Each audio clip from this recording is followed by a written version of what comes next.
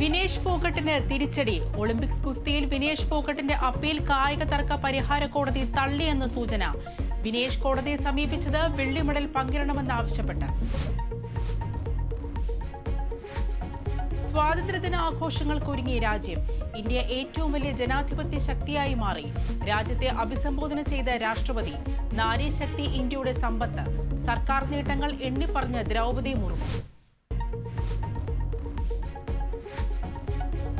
ശിരൂർ മണ്ണിടിച്ചിലിൽ കാണാതായ അർജുനായുള്ള ഇന്നത്തെ തെരച്ചിൽ അവസാനിപ്പിച്ചു. പുഴയിലെ മണ്ണ് നീക്കാൻ ഗോവയിൽ നിന്ന് ഡ്രഡ്ജർ തിങ്കളാഴ്ചയോടെ എത്തിക്കും. ഗംഗാവലി പുഴയിൽ നിന്ന് കയറും ലോഹഭാഗങ്ങളും കണ്ടെത്തി. കയർ അർജുന്റെ ലോറിയുടേതെന്ന് സ്ഥിരീകരിച്ച ഉടമ മനാഫ്. ദുരന്തത്തിൽ മരണപ്പെട്ടവരുടെ 6 ലക്ഷം രൂപയാണ് സാധാരണ ധനസഹായം ലഭിക്കുക. അപ്പോൾ ഇതില് SDRF-ൽ നിന്നാണ് 4 ലക്ഷം രൂപ നൽകുന്നത്. അതിനു പുറമെ മുഖ്യമന്ത്രിയുടെ ദുരിതാശ്വാസ നിധിയിൽ നിന്ന് 2 ലക്ഷം രൂപ കൂടി അനുവദിക്കാൻ ഇന്ന് രാവിലെ മന്ത്രിസഭാ യോഗം തീരുമാനിച്ചിട്ടുണ്ട്. വയനാട്ടിലെ ദുരന്തബാധിതർക്ക് സഹായവുമായി സംസ്ഥാന സർക്കാർ. മരിച്ചവരുടെ കുടുംബങ്ങൾക്ക് 6 ലക്ഷം രൂപ ധനസഹായം. കാണാതായ വ്യക്തികളുടെ ആശ്രിതർക്കും സഹായം. ക്യാമ്പിൽ കഴിയുന്നവർക്ക് സൗജന്യ താമസം ഉറപ്പാക്കും.